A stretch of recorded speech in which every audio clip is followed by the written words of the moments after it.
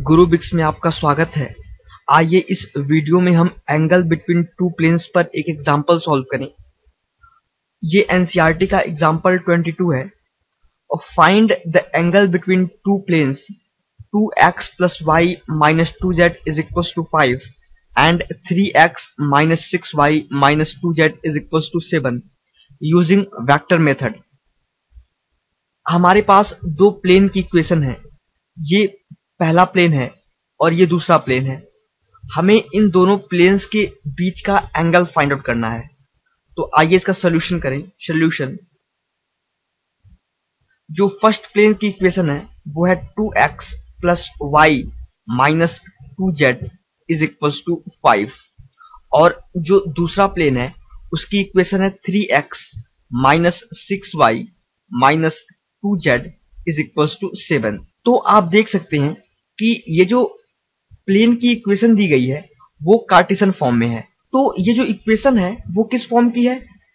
ax plus by plus cz plus d is equals to 0। और अगर कोई भी प्लेन इस फॉर्म में लिखा है तो यहां पर a, b और c क्या होते थे? a, b, c direction ratios हैं किसके? उस वेक्टर के जो कि इस प्लेन की नॉर्मल है। तो मान लीजिए कि इस प्लेन की नॉर्मल जो वेक्टर है वो है n1 और इस प्लेन के जो नॉर्मल वेक्टर है वो है n2। तो n1 के डायरेक्शन रेशियोज क्या होंगे? Direction ratios of n1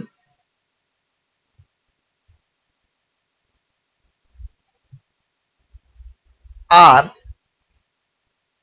2, 1, -2।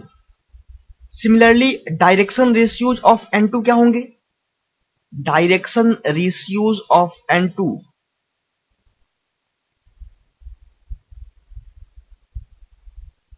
Are 3, -6, -2। तो हम वेक्टर n1 को कंपोनेंट फॉर्म में कैसे लिख सकते हैं? Vector n1 is equals to 2i cap plus j cap minus 2k cap. सिमिलरली हम वेक्टर n2 को कंपोनेंट फॉर्म में कैसे लिख सकते हैं? Vector n2 is equals to 3i cap minus 6j cap minus 2k cap. और इन दोनों प्लेन्स के बीच का एंगल क्या होगा? इन दोनों प्लेन्स के नॉर्मल के बीच का जो एंगल होगा वही इन दोनों प्लेन्स के बीच का भी एंगल होगा। दैट मीन्स जो एंगल n1 और n2 के बीच में होगा वही एंगल इन प्लेन्स के बीच का भी होगा। तो हम एंगल बिटवीन n1 और n2 कैसे निकालते हैं? अगर हम n1 डॉट n2 लिखें तो vector n1 dot vector n2 क्या होगा? Mod of vector n1 into mod of vector n2 cos theta.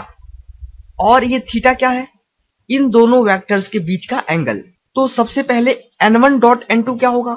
Vector n1 dot vector n2 is equals to 2i cap plus j cap minus 2k cap dot 3i cap minus 6j cap minus 2k cap. तो यहां से हमें vector n1 dot n2 क्या मिल जाएगा? 2 into 3 6 minus 6 plus 4 that is equals to 4। तो vector n1 dot vector n2 क्या हो गया? 4। और हम मॉड n1 और मॉड n2 भी कैलकुलेट कर सकते हैं। तो मॉड n1 क्या होगा? Mod of vector n1 is equals to under root 2 square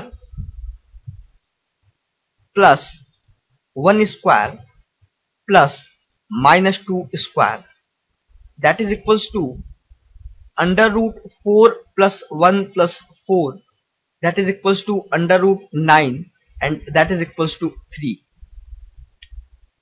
similarly mod n2 क्या होगा?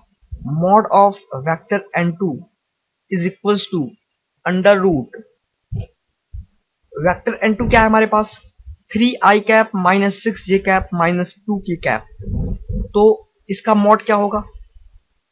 3 स्क्वायर प्लस माइनस 6 का होल स्क्वायर प्लस माइनस 2 का whole square, that is equals to under root 9 plus 36 plus 4, that is equals to under root 49 and that is equals to 7। तो हमारे पास mod n1 क्या मिल गया?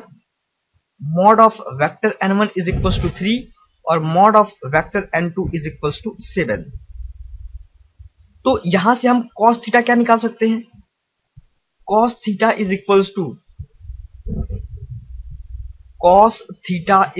to vector n1 dot vector n2 upon mod of vector n1 into mod of vector n2। आप देख सकते हैं cos theta is equals to vector n1 dot vector n2 upon mod of vector n1 into mod of vector n2। और vector n1 dot vector n2 क्या था? That is equals to 4। 4 upon mod of vector n1 क्या था? 3 into mod of vector n2 क्या था? 7, that is equals to 4/21।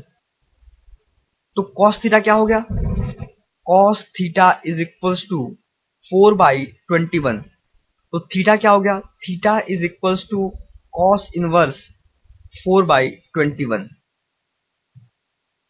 तो हमने इन दोनों प्लेन्स के बीच का एंगल निकाल लिया,